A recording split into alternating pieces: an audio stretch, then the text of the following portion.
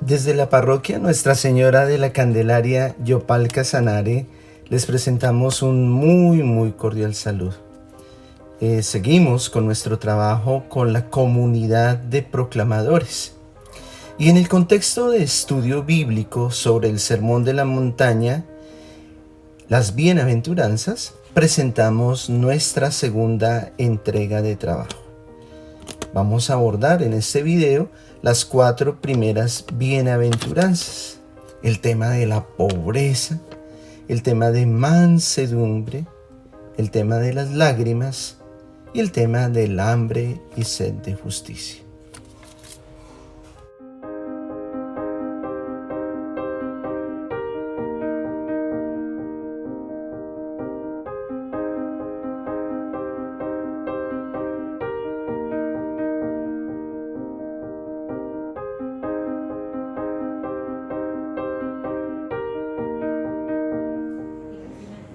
Bueno, estamos aquí reunidos en la mesa redonda, nuestra mesa redonda, la metodología que hemos escogido para estas ponencias bíblicas. Es un diálogo entre amigos, un diálogo entre personas que hemos estudiado la palabra, que nos hemos dedicado a entender un poco el texto. Ya venimos de una introducción, ya conocemos el Sermón de la Montaña, ya conocemos la estructura de las bienaventuranzas, y a nosotros, a este equipo de trabajo, nos corresponde hablar de las 4 primeras bienaventuranzas. Esos textos que ustedes ya han estudiado, todo eso que ustedes ya han estado profundizando. Y pues esta primera bienaventuranza nos habla de algo muy bonito, que es la pobreza en el espíritu. Doña Bertica, ¿quiénes son los primeros? En el pensamiento de Jesús, en el pensamiento de este Sermón de la Montaña, ¿quiénes son los elegidos como primeros para Él dirigirles el discurso? A los primeros que Jesús se dirigió fue a los pobres. Qué bien, a los pobres. Eso ya es muy diciente y eso lo vamos a ir desarrollando en nuestro discurso, ¿cierto? Sí. Porque vale la pena preguntarnos, bueno, ¿y por qué a los pobres? Pero eso es importante, que todos, que no fueron los que buscan la justicia, no fueron los que lloran, sino los primeros fueron los pobres. Muy bien, doña Beatriz. Carmencita, entonces viene una pregunta: ¿por qué? ¿Por qué se dirige primero a los pobres en las bienaventuranzas? Se dirige a los pobres por la situación social que vivió Jesús en los tiempos, y también por los hermanos que los escuchaban, los pobres que eran los que lo escuchaban a él en su sermón. Claro, Carmencita, eso es muy real. En todos los tiempos los pobres han sido mayoritariamente, ¿cierto? Los ricos son un grupo minoritario, pero los pobres, los necesitados, y en tiempos de Jesús era eso, la situación social de Jesús, había mucho pobre.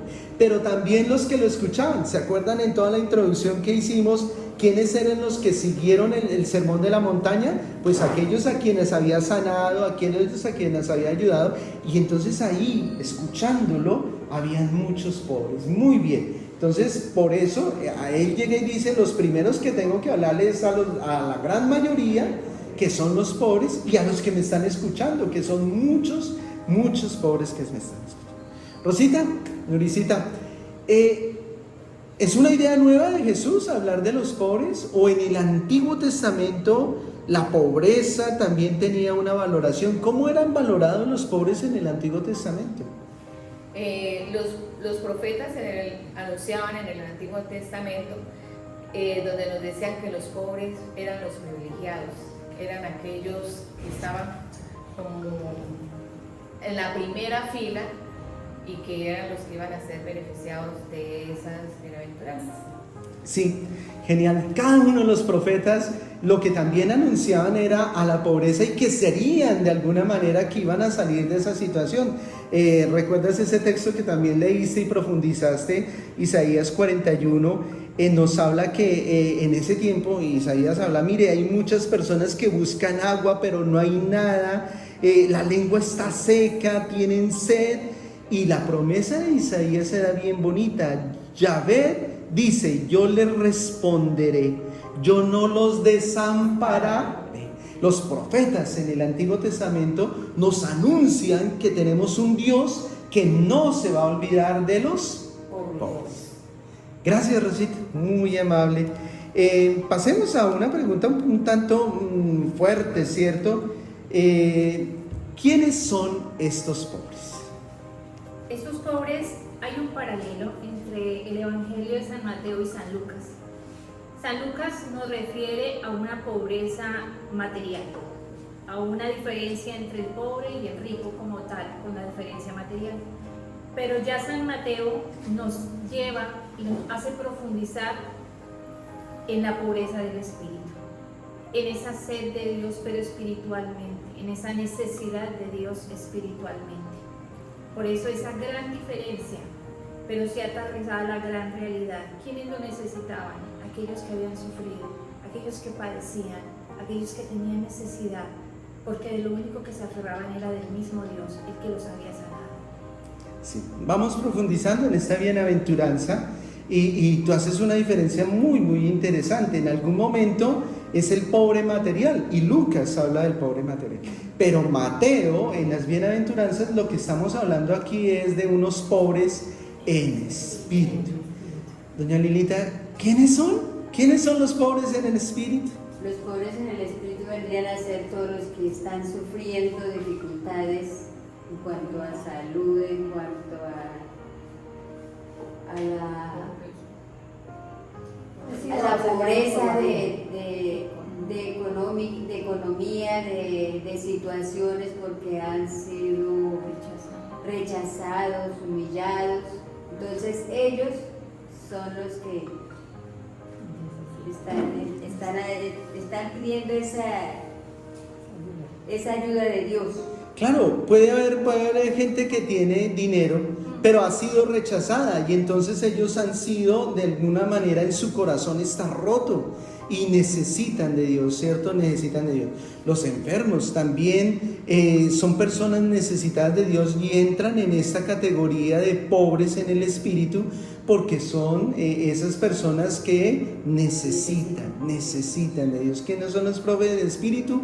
Que han recibido en su vida situaciones difíciles, se les ha quebrado el corazón por una y otra razón, no han sido aceptados, no han sido queridos, han sufrido situaciones difíciles en su vida y como está roto su corazón, necesitan de Dios. Esos son los pobres en espíritu.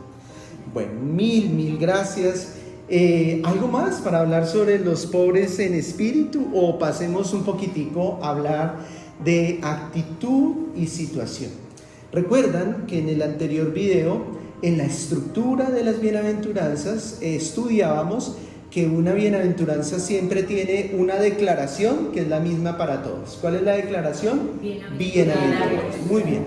Después la segunda parte, algunas bienaventuranzas van a hablar de situaciones y otras bienaventuranzas van a hablar de actitudes. Las dos cosas son distintas. Situaciones es padecimiento, actitud viene del corazón, de la conciencia. Y finalmente una promesa y una bendición de Dios. En esta primera bienaventuranza, la pobreza de espíritu, ¿de qué habla? ¿De una actitud o de una situación? De una ¿Actitud? ¿Y por qué? ¿Por qué es una actitud? Porque precisamente ese sufrimiento interno, es esa incapacidad, esa sensación de sentirse abandonada. Eso es lo que está buscando en este momento ese pobre de espíritu, aferrarse profundamente a la verdad que es Dios. El pobre también es el que se reconoce pecador y sabe que con su pecado, con esa vida que él lleva, no puede acudir a Dios. Eso es lo que cree el pecador, ¿sí? Entonces se reconoce pecador y dice: yo ofendo tanto a Dios, ¿cómo le voy a pedir lo que necesito?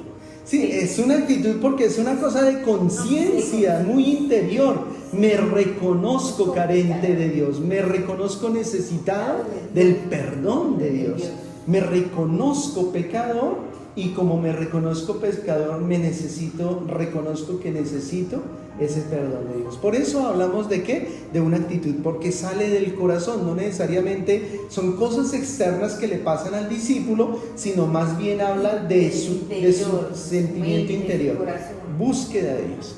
Bueno, y viene una pregunta final para que me ayuden a responderla entre todo el equipo de trabajo. ¿Por qué?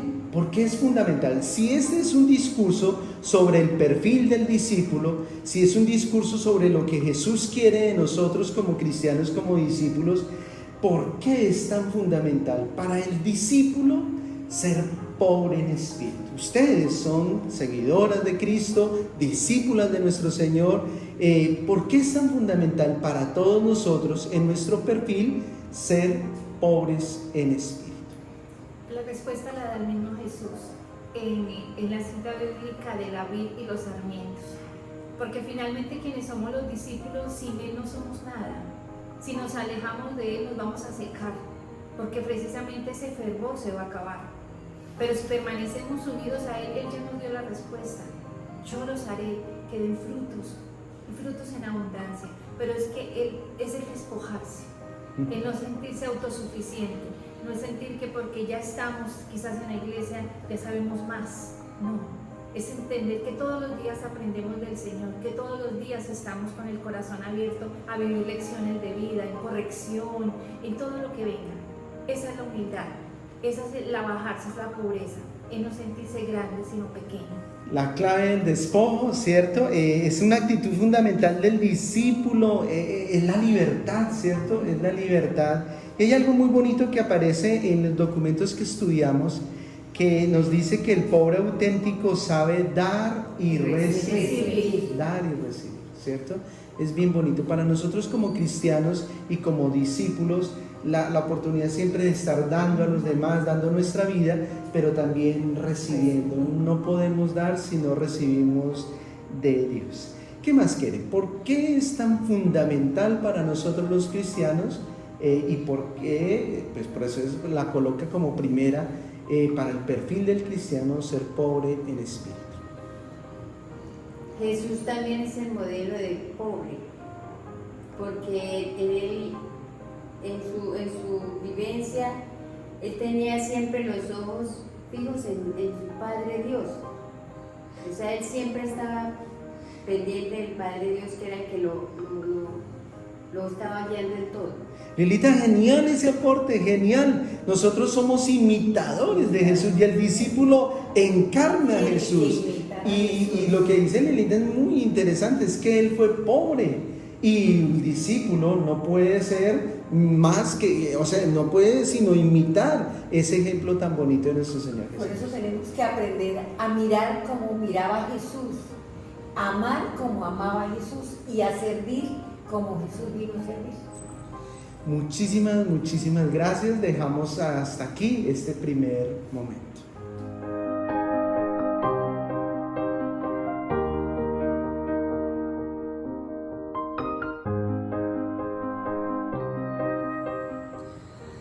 Queridas panelistas, queridas equipo de trabajo de nuestros proclamadores de la parroquia Nuestra Señora de la Candelaria, vamos a abordar esa segunda bienaventuranza tan bonita que es los mansos. Vamos a hablar del tema de la mansedumbre, que es una bienaventuranza también muy interesante, ¿cierto? Lilita, la bienaventuranza, en los estudios que realizamos, Jesús la toma porque él conocía mucho del Antiguo Testamento, oraba con los salmos. ¿De dónde toma esta bienaventuranza nuestro Señor Jesucristo? Según el Salmo 37, el manso es aquel capaz de controlarse, de no reaccionar con violencia, de estar calmado. Claro, entonces cuando nuestro Señor Jesucristo está proclamando esta bienaventuranza, está pensando en el Salmo 37. Y específicamente en el versículo 11. En ese versículo 11 nos muestra algunas de las características de ese manso. Doña María Eugenia, ¿quién es ese manso? Ese manso, Padre, increíblemente es aquel que tiene esa capacidad de controlarse, no solamente dice literal que no es el menso, no, es aquella persona que logra dominar, que logra doblegar esa situación de orgullo, esa situación de ser violento, esa situación de confrontar, de dividir.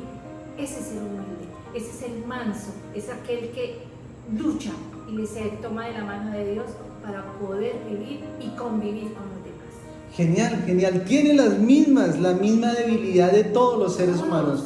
Violento, por naturaleza nos da rabia, por naturaleza tenemos emociones fuertes, pero y lo que tú dices es interesantísimo porque el manso es aquel que sabe controlar sus emociones, Sí.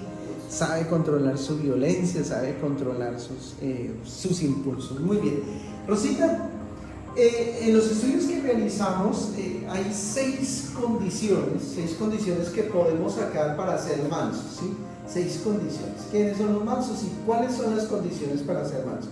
Háblanos un poquito de la primera condición para ser manso. En la primera condición encontramos el manso es aquel que no usa de poder, no desprestigia a las otras personas, no las apaga, sino que ni las somete, ¿sí? Entonces es como respetar la opinión, es entenderlas, darle también ese espacio para que también pueda expresar su punto de vista y no usa de ese poder, de ese, digamos, en el caso de la vida normal, en un cargo, ¿sí? No abusa de ese, sino que también de pronto ayuda. Genial, Rosita. Carmencita, ¿cuál sería esa segunda condición para ser manso? La segunda condición es no imponer por la fuerza de propios intereses o puntos de vista. O sea, no exigir, no obligar a la otra persona a que haga lo que uno ordene. Sí, nosotros los seres humanos queremos siempre imponer nuestras ideas, imponer nuestros criterios, el que más grita. Y lo que nos está diciendo nuestro Señor Jesucristo es que el cristiano, el perfil del creyente, debe ser una persona que no imponga por la fuerza, sino imponga por el testimonio de vida, ¿cierto? No imponer. Doña Bertica, ¿cuál es esa tercera condición para ser manso? La tercera condición para ser mansos es aquella persona que sabe controlar sus emociones, sus impulsos y sus deseos. Emociones, impulsos y deseos. El control de eso es tan difícil, ¿no, doña Bertica? Porque hay veces tenemos unos deseos terribles de toda índole y el manso no deja de sentir, tiene esos deseos, tiene esas emociones, pero aprende a controlarlas. A calmarse, controlar emociones, deseos e impulsos de cualquiera.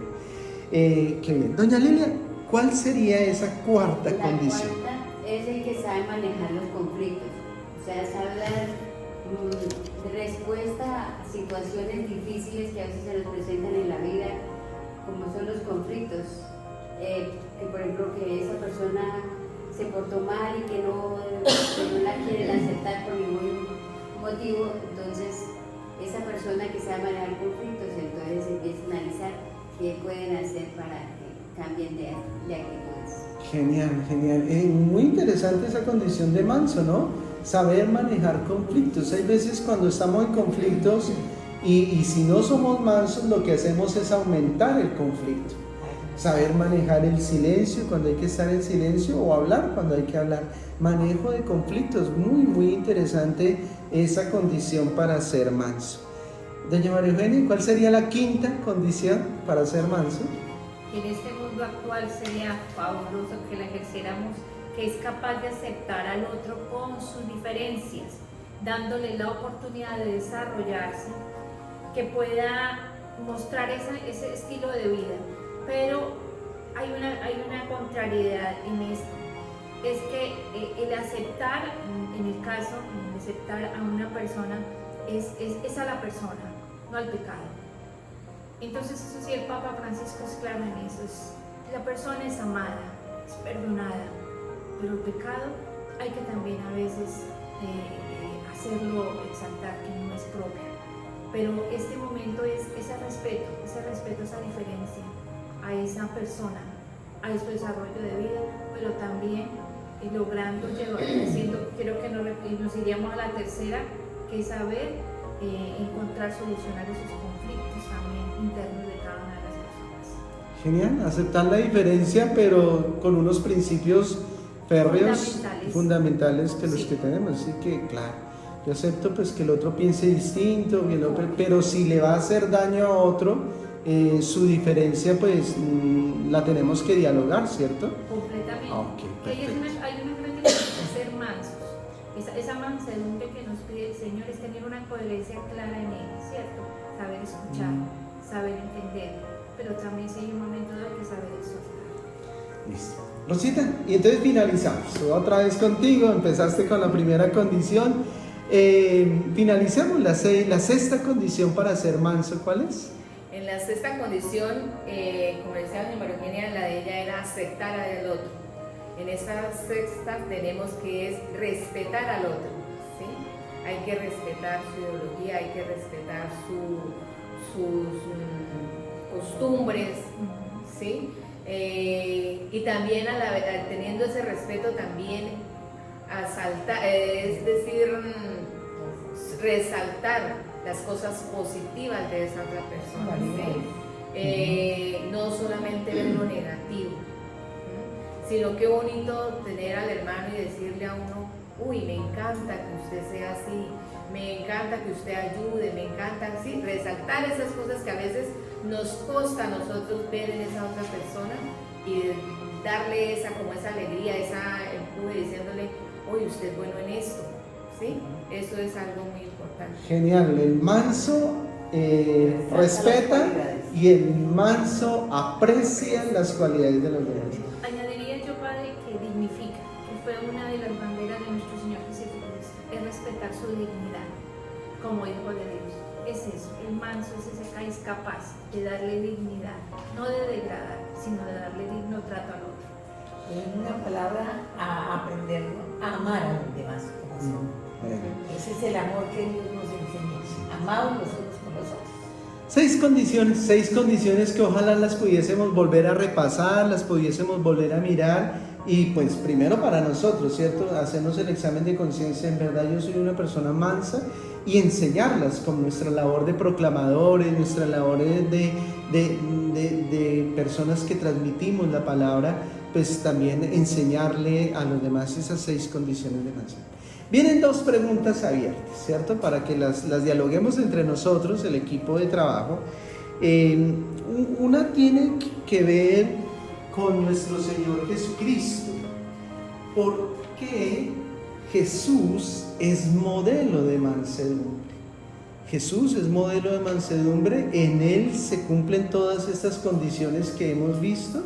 ¿Qué es lo esencial que hace a Jesús una persona mansa? ¿Jesús es modelo de mansedumbre? Porque Él cuando empezó su enseñanza en este mundo, se presentó como un maestro manso y humilde de corazón. Mateo 11:29. En Mateo 11:29 está la declaración, yo soy manso. Él mismo se presenta, su carta de presentación. Genial, es el primer elemento que tenemos, ¿cierto? Jesús fue modelo de mansedumbre y Él mismo se presenta como una persona mansa y humilde de corazón. Y una de las virtudes que se puede saltar de mi Señor, que era capaz de solucionar conflictos, que quizás en el mismo mundo era capaz. Vámonos a la samaritana. Estaba en una posición, en una contraposición, en la que tenía que tomar una decisión. Y él prefiere dignificar a esta mujer, no importándole lo que estaban esperando los demás, no importándole lo que opinaran los demás, sino dándole precisamente lo que Dios hace por nosotros, darnos la dignidad, darnos una oportunidad. Eso es ser manso, eso es sentir esa capacidad de ver en el otro, más allá de lo que ve el mundo, poder ver el interior que solamente lo ve Dios y lo podía ver Jesús. Genial, muchísimas gracias. Sí, solución de conflictos fue una de las características que vimos y Él se enfrentó a tantos conflictos y nunca se vio salido de sí. Lo supo siempre hacer con una mansedumbre impresionante. ¿cierto? Jesús, modelo de mansedumbre.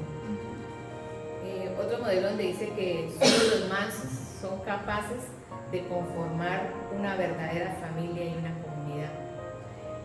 No más en la sociedad, para aquellas personas que conformamos una familia, que llegamos hasta ese punto, las cosas no son fáciles, ¿sí?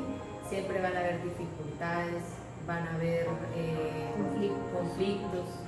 Entonces ahí donde nosotros debemos de ejercer esas 6 condiciones de manso, ¿sí? Para poder llevar ese proyecto de vida en familia y que esa familia sea un beneficio para la comunidad, para la sociedad, ¿sí? No solamente crear una familia por crear el mundo, tener hijos, sino que también sembremos en cada uno de nuestros hijos y en cada uno de nuestros miembros familiares también la fe en Dios.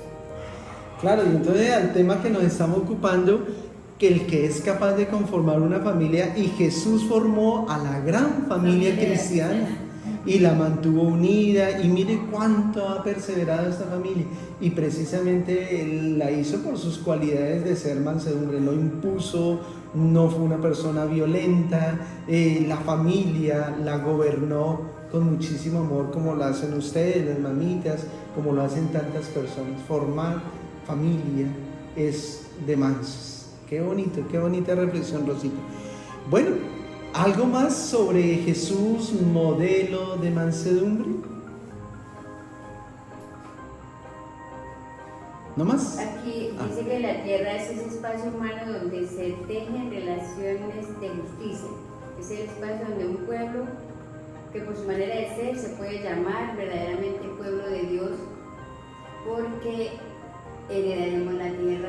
Listo, doña Lilita. Entonces se nos adelantó un poquitico a la siguiente pregunta, pero gracias, y la vamos a conectar, ¿cierto? Entonces, terminando con que Jesús es modelo de mansedumbre, lanzamos esa pregunta que también ustedes estudiaron: ¿cuál es la bendición que tiene esta bienaventuranza?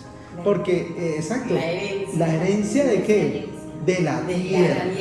De la tierra. Entonces hablemos un poquitico de lo que ustedes han estudiado en la Sagrada Escritura y de lo que ustedes conocen en la vida humana, qué significa herencia, y después un poquitico ese término tierra. ¿Por qué a los mansos, por qué a este bienaventurado de mansedumbre recibe una herencia y recibe en herencia la tierra? ¿Qué podremos hablar sobre este tema de la herencia de la tierra, con lo que ya doña Lilita nos ha dicho? La herencia causa ese gozo en las familias, ¿no? En los herederos, de gozar lo que ellos no han trabajado, que les dejaron sus padres. Entonces, pues se siente ese gozo, esa alegría de heredar la tierra. La herencia, entonces, sí, es un don que uno recibe de papá, un don que uno recibe de mamá, y quien recibe una herencia se siente alegre, siente el trabajo del gozo, la alegría. Entonces su merced asocia herencia con gozo, alegría, un don que se recibe. ¿Qué más significa, tanto en el antiguo o en este contexto, la herencia? Hablamos de la tierra como en un contexto espacial, o sea, no estamos hablando de la tierra como lo que es, como la riqueza que el mundo acumula. Si nos hablemos en la salva, nos pedimos en este valle de lágrimas que este es el paso. Todos tenemos que entender que este paso en la vida es un transitorio para buscar esa tierra celestial, ese reino de los cielos, porque no vamos a atesorar aquí, lo que atesoremos no va a servir para nada, porque en el reino celestial es donde verdaderamente está el gozo de nuestra vida espiritual, a donde esperamos llegar. Todos aquellos que estamos en este caminar, esperamos esa vida terrenal. Todo este valle de lágrimas, pudimos haber tenido riquezas, pudimos haber tenido muchas cosas aquí y haber sido los más pobres y miserables, los más desapegados, pero nosotros debemos entender que hay un reino y ahí es una tierra realmente allá con el Señor esperándonos. Y tenemos que tener también muy claro que los que heredan son los hijos, o sea, los que vamos siguiendo al Señor, haciendo lo que el Señor nos vino a dejar como tal. Entonces nos consideramos hijos de Dios y vamos a heredar. Genial. Habría que pues analizar de pronto en nuestros estudios y preguntarnos más si cuando Mateo está hablando de esta tierra, ¿cierto? Y cuando Jesús la presenta, no está hablando también de esa bendición que es tener un terreno, tener donde cultivar, tener agüita. Y es que los que lo estaban escuchando pues también de alguna manera querían escuchar eso, ¿cierto? Y la promesa de la tierra, así como la entendemos, es una promesa muy, muy especial en toda la Sagrada Escritura, ¿cierto? Ahora vemos cómo en este conflicto, ¿cierto? Siempre la tierra ha estado, pero lo que tú dices, o sea, como se le ha dado desproporcionalidad a ese apego por la tierra, pero sí en los proyectos de Dios, el darnos tierra, el darnos un cuerpo, nuestro cuerpo es tierra y es bendición de Dios. La tierrita que Dios nos dio, el casanar hermoso, el llano hermoso, y hay que verlo como una bendición de Dios, ¿cierto? Bendición de Dios también es la tierra. Y a quienes son dignos de recibir esa tierra, a las personas mansas, ¿cierto? Ojalá nuestros gobernantes sean personas mansas, dignas de recibir ese poder, dignas de recibir esa porción, dignas de recibir. Ojalá los grandes terratenientes a los que la vida les ha dado tanto terreno sean mansos, dignos de recibir esa tierra, ¿cierto? Si no, de lo contrario les va a ser quitada, ¿cierto? No merecen esa tierra. Pero no hay que quitarle por lo menos en esta bienaventuranza, todo el peso de lo que habla la tierra, porque después se iba a hablar del cielo, después en otras bienaventuranzas se iba a hablar del reino celestial, pero a esta bienaventuranza concretamente empieza por la tierra, sabiendo que no nos tenemos que apegar a todas estas. Pero sí agradecer lo que en este momento Dios nos ha concedido, su creación. Sí, es eso, agradecer. Una persona mansa agradece el agüita, agradece la tierrita donde vive, agradece el rancho donde vive, ¿cierto? El manso aprende a agradecer la tierra, ¿cierto? Lo poco que tiene, pero que ha tomado posesión aquí. Que ha sido una bendición de Dios. Gracias, Señor, por esta tierrita que me diste, ¿cierto? Y hacerla, que esa herencia que me dio, al ser mi hijo, se multiplique, después sea dada a otras personas. Sí, yo pues,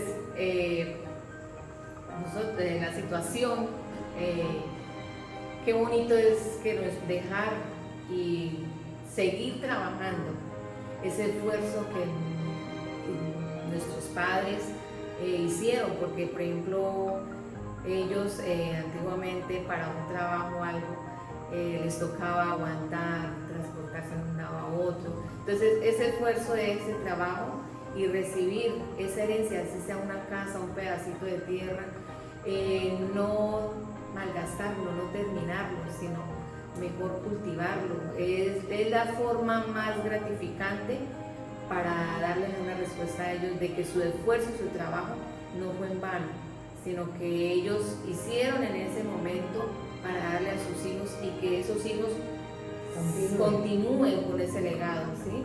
Y así también se siga llevando como esa tradición para los hijos, los nietos, ¿sí? Eso es muy bonito y ver que esa herencia une como tal, ¿sí? Mas no desune a la familia. No tendría que desunir. No. Exacto, un padre que ama a sus hijos, que trabaja y que lucha por dejarles una bendición. Es lo que tenemos, un padre que ama. Y un padre que dice, si eres manso, si eres una persona digna, te voy a dar la herencia, esa herencia de la tierra, esa herencia de muchas bendiciones, ¿cierto? Muchísimas gracias por sus aportes, por sus comentarios espirituales. Nos disponemos a reflexionar sobre la tercera bienaventuranza.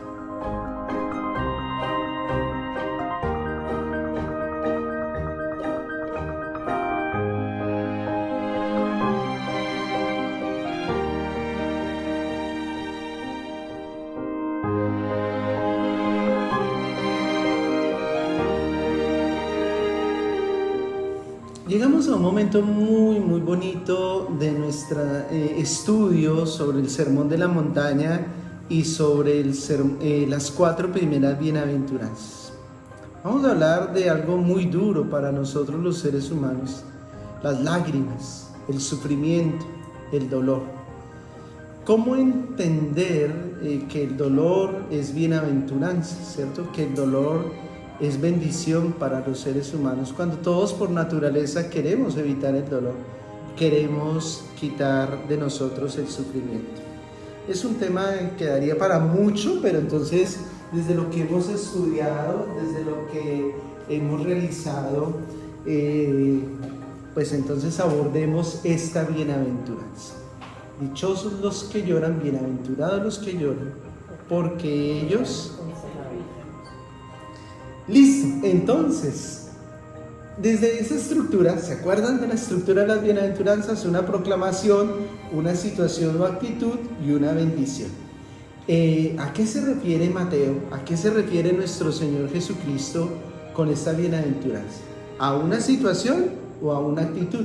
Una situación. Doña Bertica, ¿una situación?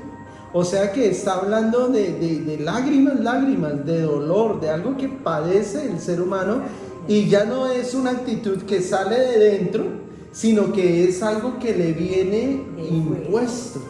Entonces el llanto, el dolor, el sufrimiento, en esta bienaventuranza hace referencia a una situación concreta de dolor, ¿cierto?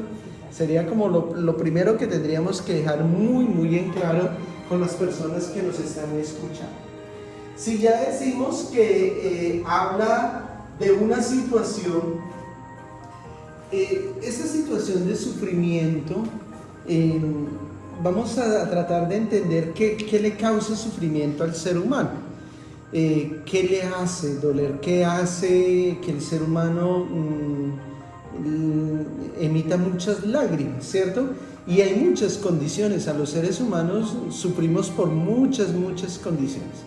Pero los estudiosos, los que nos han presentado estos textos, señalan 4, ¿cierto? Señalan 4 grandes, 4 elementos grandes que producen sufrimiento en la Biblia. Para la Biblia, las expresiones de luto, las lágrimas, son los sufrimientos causados por los siguientes motivos. Carmencita, ¿cuál sería ese primer motivo que vamos a analizar? El primer motivo es la destrucción y la devastación por los abusos que han sufrido los pobres y el castigo que Dios aplicará por ellos. Cuando uno va por esas calles, cuando uno ve tanta injusticia, uno llora físicamente y uno llora interiormente, y a uno le causa muchísimo dolor el hambre de los niños, el hambre de las personas, el dolor, la pobreza, los inmigrantes, ahorita lloviendo y allí en la calle. Eso nos causa dolor a los seres humanos de buen corazón, ¿cierto? Por ejemplo, también las mamitas que viven en la calle con sus hijitos, ellas también sufren ese dolor de sentirse incapaces de poder sacar adelante a esos niños. La destrucción y la devastación por los abusos que han sufrido los pobres. La pobreza nos causa dolor, y el ver a la gente sufrir nos causa dolor.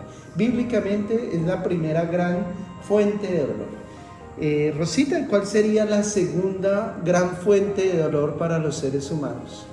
La muerte y todo lo que esta conlleva. Se trata de la perspectiva de la propia muerte, del dolor de la pérdida, de las desventajas de la vida, y ver que de pronto se siente ese gran dolor cuando es la muerte de alguien más cercano, de un familiar o algo. Entonces esto nos hace una ruptura de amor, de perder un ser querido, nos hace sufrir sacar esas lágrimas. Pero esa muerte es una muerte del cuerpo, ¿sí? Porque realmente siempre ellos van a estar en nuestro corazón. Entonces ese es el dolor. Sí, la pérdida del ser querido. Es tan dura la muerte que el versículo más pequeño de la Biblia, el más cortico de la Biblia, está precisamente cuando muere Lázaro, el amigo de Jesús, y nos dice la Sagrada Escritura, el versículo más pequeño de la Biblia, y Jesús lloró, ¿cierto? Entonces la muerte causa, y todo aquello que es pérdida, la pérdida de un matrimonio, de un ser querido, de mi esposa a la que yo amaba, mi esposo al que yo amaba, y vino esa ruptura, esa muerte del matrimonio, eso causa muchísimo sufrimiento, ¿cierto? Toda pérdida causa sufrimiento. ¿Cuál sería, doña María Eugenia, la tercer gran grupo de condiciones que causan el sufrimiento y dolor en el ser humano según la Biblia? La desgracia de los demás. ¿Cómo no conmovernos con el dolor de quienes amamos?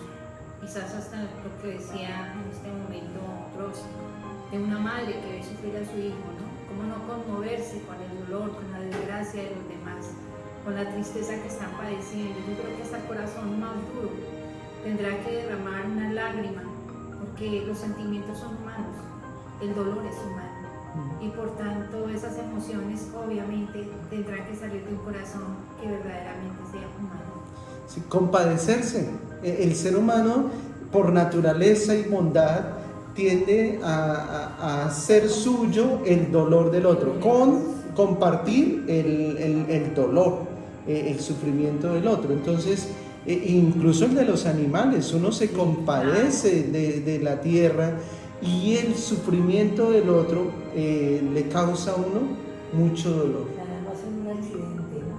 Las desgracias de otros, ¿sí? Se fracturan las piernas, los sientes, sí, ese dolor, saber que le van a amputar esa pierna que la perdió, es terrible.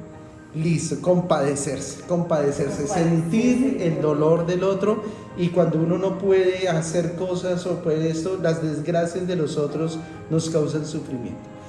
Doña Lilita, y el cuarto grupo de motivos que le causan dolor y sufrimiento al ser humano es El pecado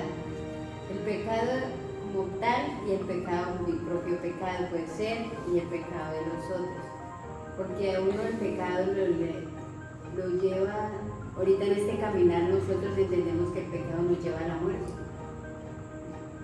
Ese es ver a tantas personas que andan perdidas en situaciones difíciles de odio, en situaciones de rencor. Confusión, o sea, quizás ahorita, y quizás lo que uno puede mirar con más vehemencia y en este mundo actual, en esta situación que estamos viviendo, es ver cómo el pecado ya se ha vuelto demasiado cotidiano, demasiado normal.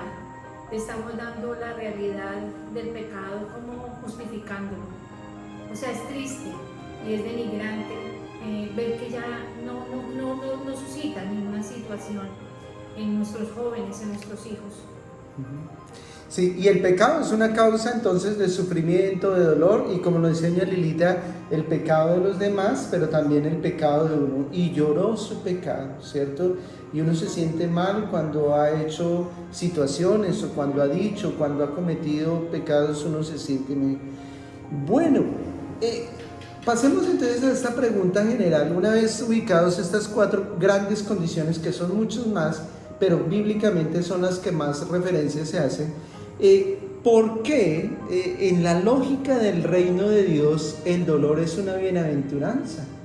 ¿Por qué llorar, por qué sufrir se convierte en una bienaventuranza en esta lógica?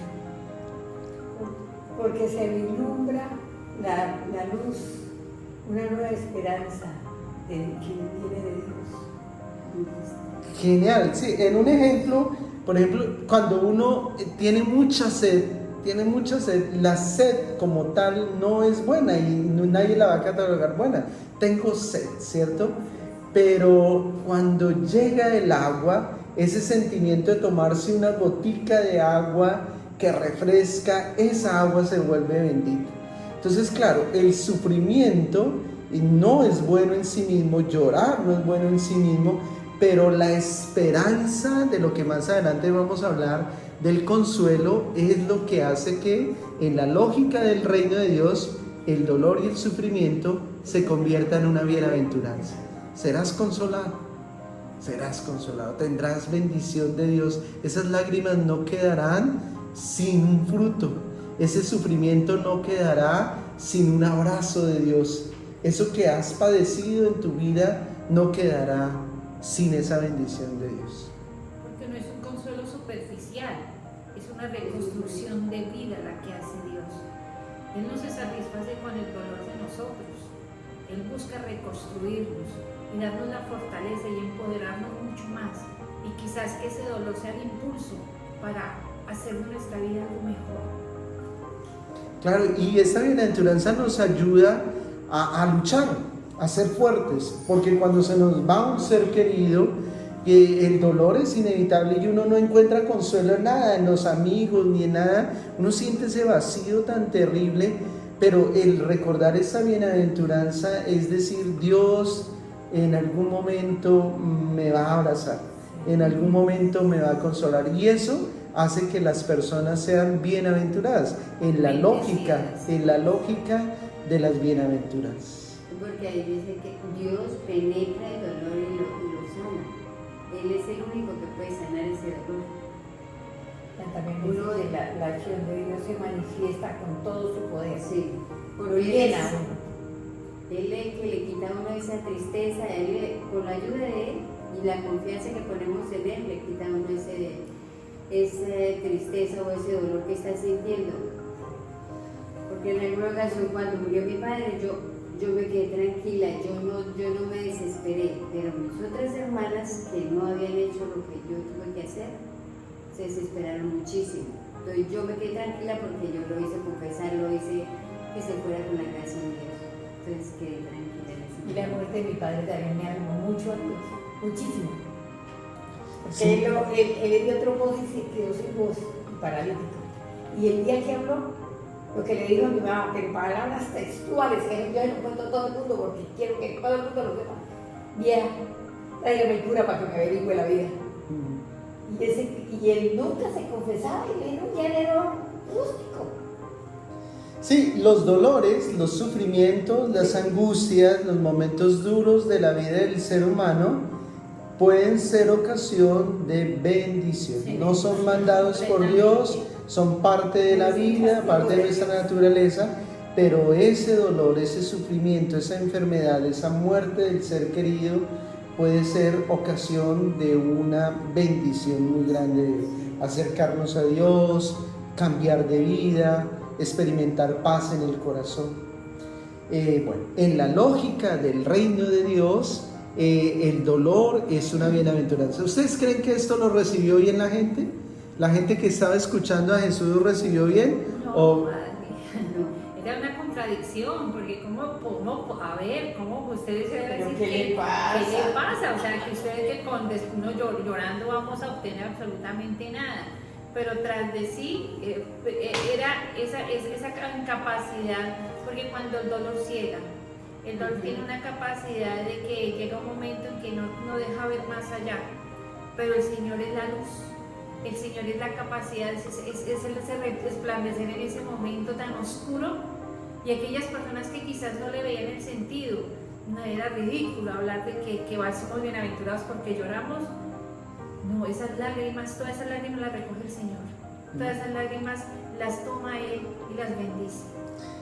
Genial. En ese momento fue escandaloso, en ese momento fue paradójico, pero hoy está más aceptado, ¿o creen que seguimos en eso mismo? O sea, cuando nosotros nos predican que dichoso cuando sufres, dichoso cuando lloras, dichoso cuando tienes dolor, ¿ya ha cambiado esa percepción o seguimos en esa percepción? Para nosotros sí Ya cambia. cambia. Ha cambiado, pero la perspectiva es muy negativa. O sea, no, a ver, sigue siendo paradójico. Paradójico, Claro. sí, contradictorio, diría yo. Inclusive, padre, solo el hecho que tú vayas a darle el pésame sintiéndolo mucho, tú no estás sintiendo el dolor, el que lo está sintiendo realmente es esa persona, ¿cierto? Y lo que se busca en un momento de nuestro acompañamiento es eso, es mostrarle el rostro de Cristo y hablarle de Él, para que en ese momento oscuro logre ver esa paz que tanto anhela, porque es un momento bien Vamos tormentoso. a respirar, digo yo. Ujú. Y Es el aire. y es difícil, digamos, nosotros como personas, como decía María Eugenia, el dolor nos ciega, y a veces cuando pasamos o vivimos una situación de muerte, de que perdemos algo, de ruptura, ¿por qué? Nos hacemos la pregunta, ¿por qué a mí? ¿Sí? Y vamos, es como decir, es que Dios no me quiere, mi Dios no me da, no soy su hijo predilecto, ¿en qué he fallado? Pero hacemos esas preguntas cuando a veces nosotros nos falta también el conocimiento del que recorrer ese camino, de conocer más a Dios, ¿sí? Entonces eso hace que también todas esas situaciones a veces digamos, no, ¿por qué nos castiga? ¿Por qué no está? Pero porque nos hace falta también acercarnos, saber más de Él, conocer. Por eso es que para unos aún es una terminación que no comprenden, pero para aquellas personas que ya hemos conocido un poquito más y llevamos más conocimiento en acerca de Dios, sabemos que las lágrimas nos hacen más fuertes para no volver a caer. Por algo nos sucede eso, para entender, para poder abrir nuestros ojos, para poder mejorar nuestra vida. Deja de ser reproche y se convierte en un llamamiento. En un llamamiento. Bueno, terminemos esta bienaventuranza de las lágrimas, esta bienaventuranza del sufrimiento y del dolor, con un tema muy bonito, muy importante, un tema que necesitamos predicarlo más a nosotros mismos en nuestra oración y predicárselo más a las otras personas. Y es el tema del consuelo de Dios. ¿Qué tienen desde lo que estudiaron y desde sus reflexiones? ¿Qué tienen para compartirnos sobre este tema del consuelo de Dios? El consuelo de Dios penetra hasta el fondo y lo quita, hasta el fondo del dolor y lo quita. Ese es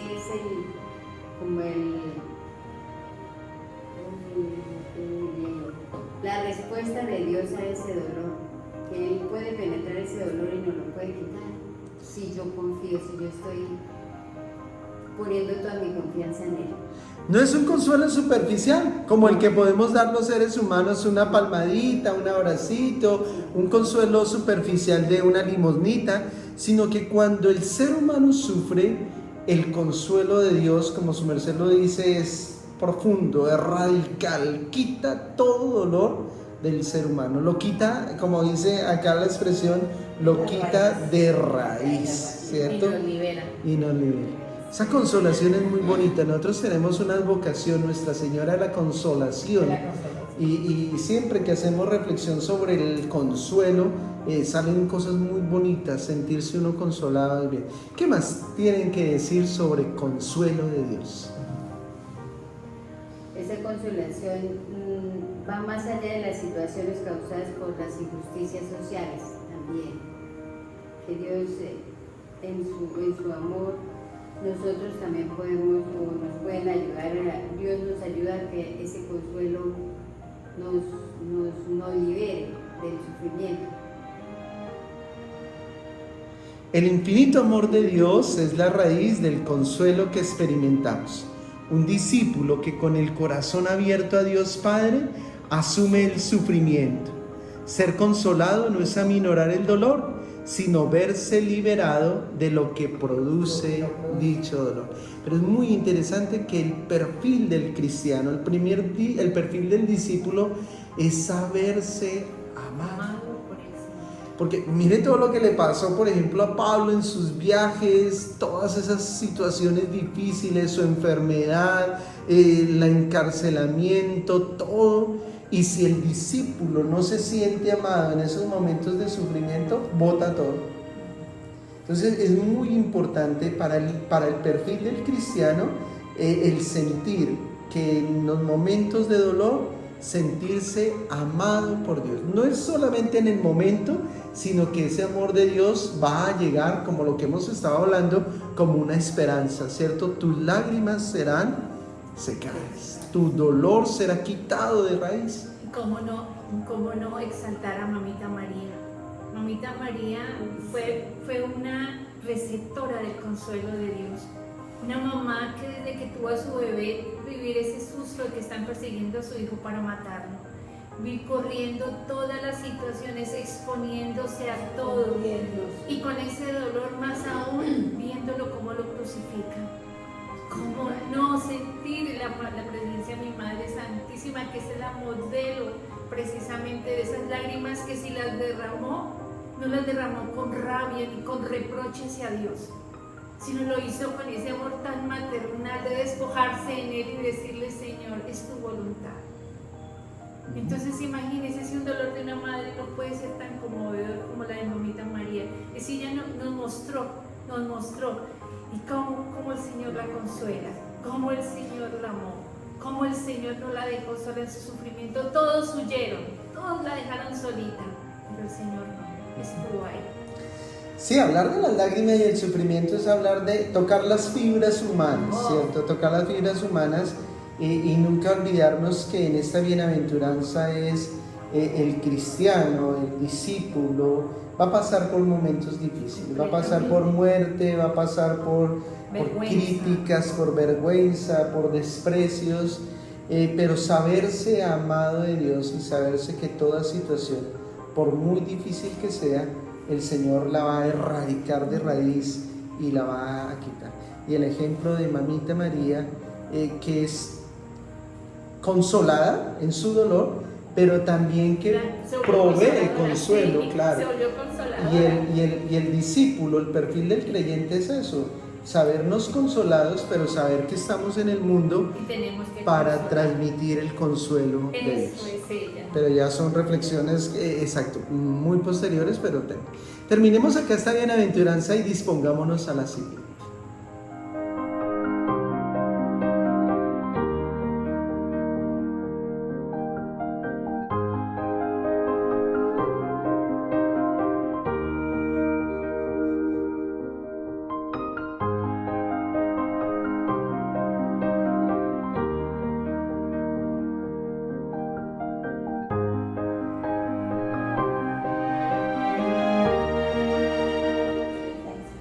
Bueno, queridísimo grupo de trabajo, con estas 4 primeras bienaventuranzas, hemos recorrido un camino muy bonito, con la pobreza, hemos recorrido un camino con la mansedumbre, con las lágrimas, con el sufrimiento, y ahora vamos a terminar este primer grupo de bienaventuranzas con bienaventurados los que tienen hambre y sed, pero de algo muy específico, de la justicia. Hambre y sed de justicia, ¿cierto?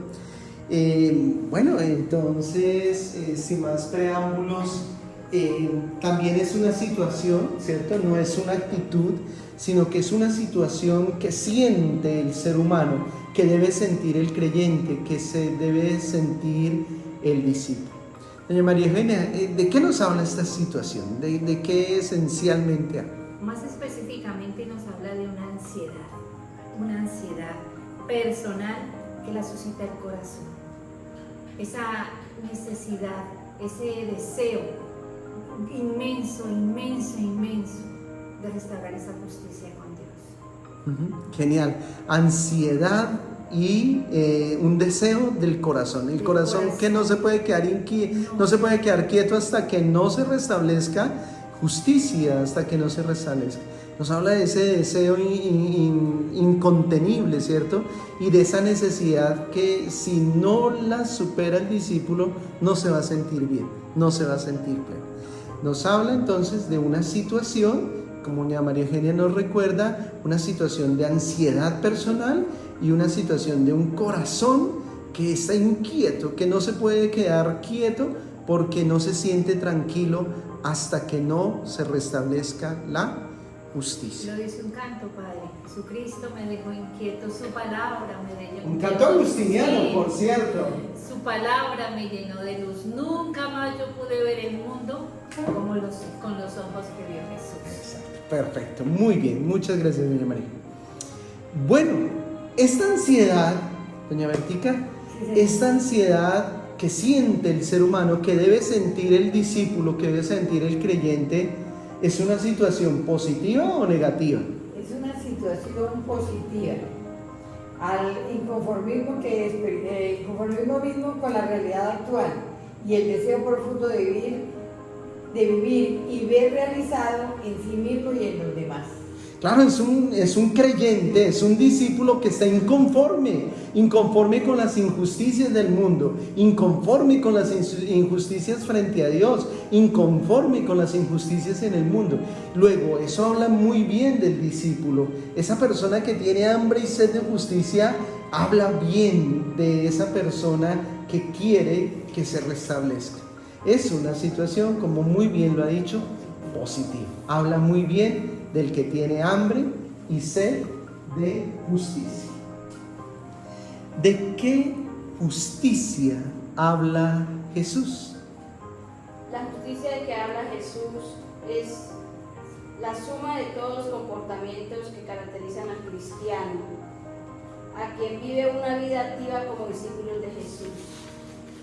Genial, Carmencita, ¿sí? O sea, no es un hecho puntual de, yo voy a luchar por la justicia y por la paz o por sino que habla de una totalidad, ¿cierto? La totalidad de los comportamientos. Cuando el discípulo lucha por la justicia, lo lucha cuando habla, cuando duerme, cuando come. Todo el comportamiento del cristiano se convierte en una hambre y sed de justicia. De la justicia de la que habla Jesús, de esa hambre, es de una búsqueda continua del discípulo. Entonces el creyente, por eso es perfil del cristiano, ¿cierto? El creyente, nosotros siempre debemos ser hombres y mujeres que estemos en una continua búsqueda por la justicia, con todos nuestros comportamientos, con nuestras palabras, nuestras acciones, con todo lo que somos, ¿cierto? Bueno, al hablar de esa suma de comportamientos, entonces viene una pregunta sobre las características de las relaciones justas. Hemos estado viendo en las anteriores ponencias que las bienaventuranzas lo que buscan de alguna manera es la relación para con Dios, la relación para con los hermanos y la relación para con la tierra, con los bienes materiales. Entonces, en los estudios que estamos realizando, esas relaciones de justicia, ¿cómo se deben caracterizar? La primera, por ejemplo, la para con Dios. Rosita, ¿cómo se debe caracterizar? Es aprender a vivir como su hijo, ¿sí? Imitando las cualidades de paternidad. Es tener esa sed de justicia, de cumplir con la relación, con los parámetros que Dios me da para poder prestar o desenvolverme en esta tierra, ¿sí? Es tener como ese amor de cumplimiento de palabra de Dios. Un Dios que quiere ser nuestro Padre, y es justo para con Dios el querer ser su hijo. Un Dios que me ama inmensamente y es justo para con el amor de Dios responder a ese amor. Esa es la primera dimensión de justicia para con Dios, pero nombras una muy bonita, muy interesante, la de la imitación. Es justo para con Dios querer imitarlo aquí en la tierra, ¿cierto? Entonces, ser hijos de Dios, aceptar que Él nos ama inmensamente, ser hijos e imitarlos. Y entonces, la segunda dimensión de relaciones justas es la para con los hermanos. ¿Cómo se manifiesta esta relación de justicia, este deseo de justicia? Aprendiendo a convivir con ellos. Y qué mejor regalo, Padre, cuando nosotros hemos sido invitados a pertenecer a un grupo parroquial, fraternidad seglar en el caso de algunos, comunidades, entender, si no duele el corazón, es que alguna vez nos consagramos ante Dios, a servirle a Dios y le dijimos que íbamos a vivir en comunidad, y perder de momento esa situación duele porque no nos comprometimos con el mundo, nos comprometimos con el mismo Dios, y eso fue un regalo de esa comunidad que nos dio el Señor, nos la dio con el amor más grande porque vio en nosotros quizás cualidades que ni nosotros mismos veíamos. Entonces es bien duro confrontar esta realidad porque no valoramos eso tan grande. Por ejemplo, en el caso mío, yo no tengo familia aquí en Casanare, mi segunda familia es mi comunidad y ellos lo saben. Por eso es que cada una de las personas que pertenecemos a un grupo, a un grupo ya sea parroquial, a una comunidad, es darle el valor que nos dio el Señor, ese tesoro tan grande que nos concedió. Que no fue, nos dijeron, no fue casualidad como fuimos escogidos, no. Fue porque fue un regalo abundante del Señor. Genial. Entonces, dos formas de luchar para restablecer la justicia en las comunidades, ¿cierto? Primera, hambre y sed de justicia es aquellas personas que luchan porque la comunidad se mantenga unida, y cuando haya divisiones luchan por restablecer. Entonces yo tengo hambre y sed de justicia de que mi comunidad eclesial o que mi pequeña comunidad se mantenga unida, esas personas que luchan porque no haya divisiones y que cuando haya divisiones se vuelva a unir, ¿cierto? Pero también las personas que son muy fraternas, ¿cierto? Entonces es un hambre y sed de justicia en la comunidad, y vivir la fraternidad, sentirme hermano y sentir que yo necesito de la otra persona y que la otra persona me necesita, ¿cierto? Esa hambre y sed de justicia en la comunidad, reconstruir la comunidad. Muy bien. Doña Lilita, queda una tercera, que es restablecer los bienes de la tierra. Es aprender a acogerlos como un don de Dios, relacionándolos con los valores y funciones que ellos prestan, que nos prestan, como en valores humanos, espirituales, y administrándolos como en el compartir. O sea, si esos bienes Dios nos los da es para compartirlos y cuidarlos bien. No dejar que nosotros mismos los destruyamos, porque eso es lo que está pasando, ¿no? Destruimos lo que Dios nos ha dejado para nuestro cuidado. 3 elementos has nombrado importantísimos de la relación de justicia para con los bienes. Primero, no los despreciamos. El cristiano no desprecia los bienes, sino que los acoge como un don de Dios. Segundo, nombraste que hay que relativizarlos. No les damos la máxima importancia, los relativizamos según los valores, ¿cierto? Hay valores que son más importantes que los bienes. Y la tercera dimensión muy importante, compartiéndolos, ¿cierto? Ahí restablecemos la justicia para con los bienes materiales, ¿cierto? Entonces, ¿cuándo hay relaciones justas para con Dios? Cuando hay relaciones justas con los hermanos y con la comunidad, cuando somos hermanos, y cuando hay relaciones justas con los bienes materiales, ¿cierto? El que tiene hambre y sed de justicia, tiene hambre y sed de que se le dé a Dios lo que tenga que darse, justicia para con Dios. El que tiene hambre y sed de justicia lucha por la comunidad. El que tiene hambre y sed de justicia sabe manejar los bienes de la tierra, ¿cierto? Es muy importante esos 3 elementos. ¿Por qué? ¿Por qué se habla, María Eugenia, por qué se habla de hambre y sed de justicia? ¿Por qué Jesús habla de eso? Porque si bien el hambre y la sed son algo natural, que viene, que nace de la humanidad, también la justicia debe nacer de nosotros, porque somos también espirituales. Y por tal deberíamos sentir ese desbalance que en este momento estamos viviendo, porque deberíamos ver cómo estamos siendo injustos con el mismo Dios, con nuestro propio Creador. Ese gran paralelo, esa gran situación, calma la saciedad del cuerpo para que se mantenga, pero lo espiritual también necesita mantenerse. Entonces ese equilibrio es lo que el Señor va a ver en cada uno de nosotros, y que nosotros reconozcamos que no somos solo carne, sino también espíritu, que somos hijos, que no somos criaturas. Entonces esa es la gran parte. Sí, genial.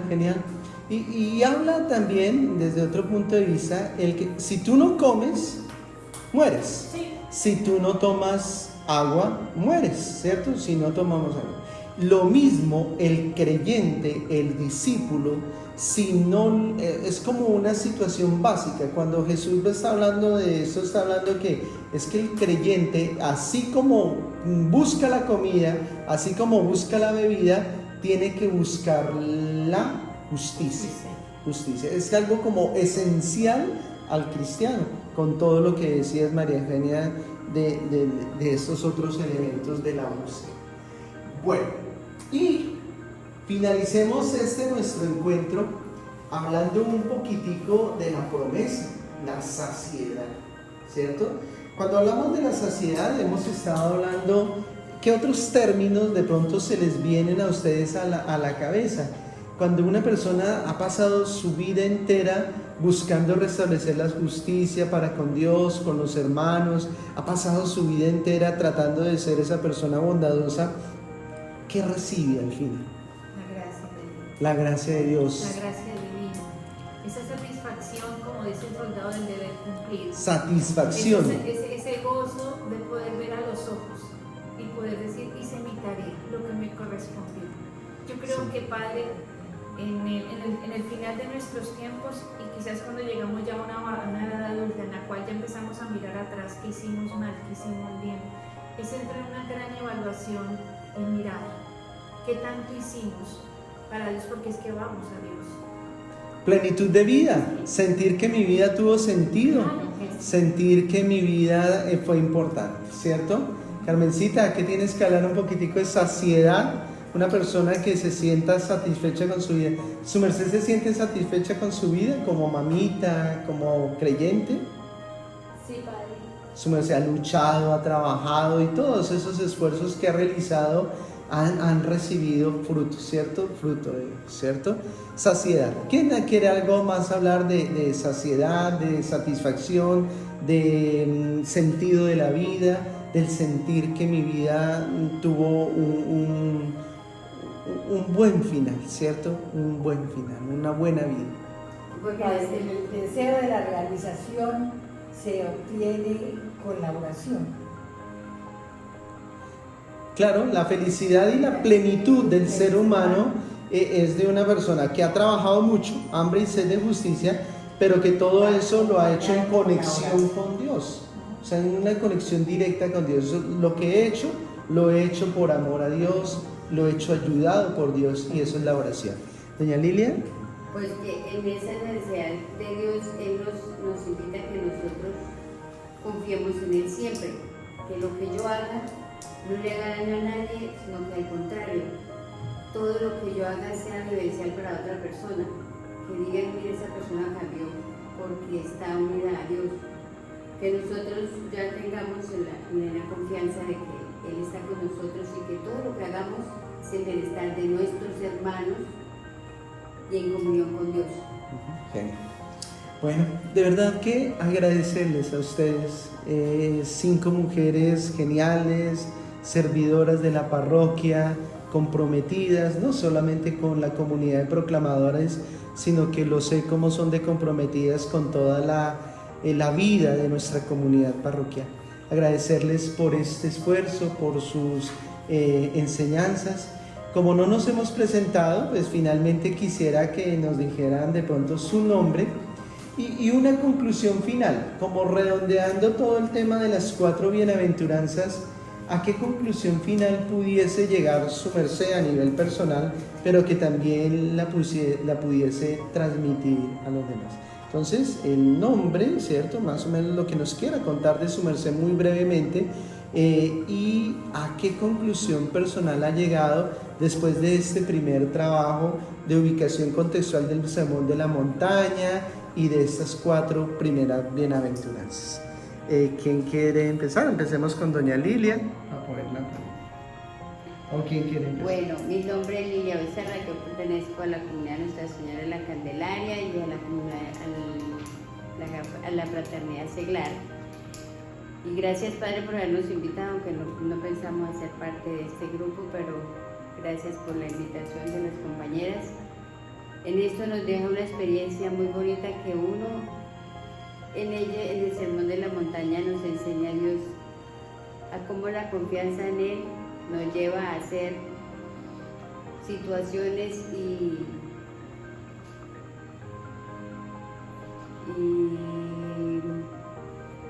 otras cosas que nosotros en este momento no sabíamos, pero que gracias a Dios hoy con este estudio aprendimos que el hambre y sed no solamente es de comida ni de agua, sino de Dios.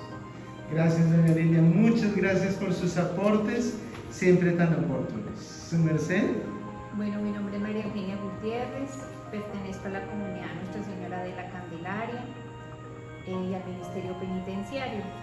Para mí, esta maravillosa experiencia, porque no le puedo decir menos, me abrió los ojos tremendamente, Padre, porque pues la cita bíblica la lee uno muchas veces, pero interiorizarla de la manera que la interiorizamos es un acto de interpelación personal, de revisión de vida personal y de mirar cuánta realidad me estaba confrontando conmigo misma como discípula, porque supuestamente yo pertenezco a una comunidad, pertenezco a un ministerio, pero me pregunta María Eugenia Gutiérrez, ¿qué tal es el perfil tuyo como seguidor de Cristo? Y creo que para mí fue demasiado constructivo y edificante. Gracias, Padre. Gracias a su merced por los aportes y por su estudio y por su esfuerzo. Doña Rosita. Bueno, soy Rosa Nuri Chaparro Castañeda, pertenezco a la comunidad de Madre Mónicas. Aprovecho la oportunidad para hacer extensivo a que hagan parte de esta comunidad de madres, que nos reunimos cada 27 de cada mes a las 4 de la tarde aquí en nuestra parroquia. Nuestro curso, nuestra orientación es orar por los hijos y nuestros esposos. Gracias por la invitación, Padre. La verdad, la experiencia para mí es muy enriquecedora, ya que, como decía doña María Eugenia, nos indica cuál es nuestro perfil como discípulos y lo importante que es entregar nuestros sufrimientos, no solamente los sufrimientos, sino las alegrías también en Cristo. Muchas gracias. Rosita. Y pasamos a Carmencita. Sí, muy buenas noches para todos. Mi nombre es Carmen Pérez, yo hago perteneciente a la comunidad de San Agustín, también pertenezco al coro de las Madres Mónicas. Hermoso y enriquecedor lo que aprendimos en esta exposición sobre las bienaventuranzas, ya que en realidad uno pues lee el texto, pero no lo haya uno puesto como en práctica y profundizado más para la vida personal de cada una de nosotras. En especial para mí pues ha sido un tema muy enriquecedor, porque en realidad sabemos si en sí somos las personas que Dios quiere en esta tierra para dar ejemplo de vida a las personas que nos ven. Gracias a ti, muchas gracias, doña Carmen. Y doña Bertica, finalmente. Padre, buenas noches para todos. Mi nombre es Berta Inés Álvarez, hago parte de la comunidad de Nuestra Señora de la Candelaria. Darle gracias a Dios, porque le debo muchísimo a Él. Fui criada en un hogar temeroso de Dios, con una buena mamá, buen papá, me eduqué con agustinos y feliz porque hago parte de la comunidad de este barrio que está dirigido en nuestra Iglesia Católica por agustinos también. A usted, Padre, muchas gracias y todos los días le doy gracias a Dios por haberlo mandado a usted aquí, porque con usted hemos aprendido muchísimo. Esta enseñanza que nos dio esta tarde, no sé cómo decirle a Dios que gracias porque nos enseñó, aprendimos muchísimo, de verdad que sí. Nosotros siempre en la iglesia, pero no habíamos traído como a nuestra persona todo lo que aprendimos hoy. Esas bienaventuranzas quedaron muy bien desmesuradas y las ya con la ayuda de Dios y del Espíritu Santo vamos a vivirlas y vamos a compartirlas con las demás personas. Muchas gracias, Padre. No tenemos hambre y sed. Bueno, ustedes, muchísimas gracias. Nombraron sus comunidades, pero Claro, están aquí por ser de la comunidad de proclamadores. Y sé que han estado estudiando la palabra, sé que han estado haciendo su lección divina. La próxima entrega que tenemos para con ustedes con otro grupo de proclamadores va a ser las otras 4 bienaventuranzas que nos hacen falta, las 4 últimas bienaventuranzas. Y finalmente tendremos una entrega, un video próximo sobre el aporte agustiniano, porque San Agustín retoma todas estas bienaventuranzas y hace un parangón muy bonito, una comparación muy bonita. Entonces, gracias por recibirnos ponencia sobre las 4 primeras bienaventuranzas. Próxima entrega, queriendo Dios, las 4 siguientes. Que Dios y la Virgencita Santa les bendiga, les cuide, que Dios y la Virgencita Santa nos protejan de todo mal.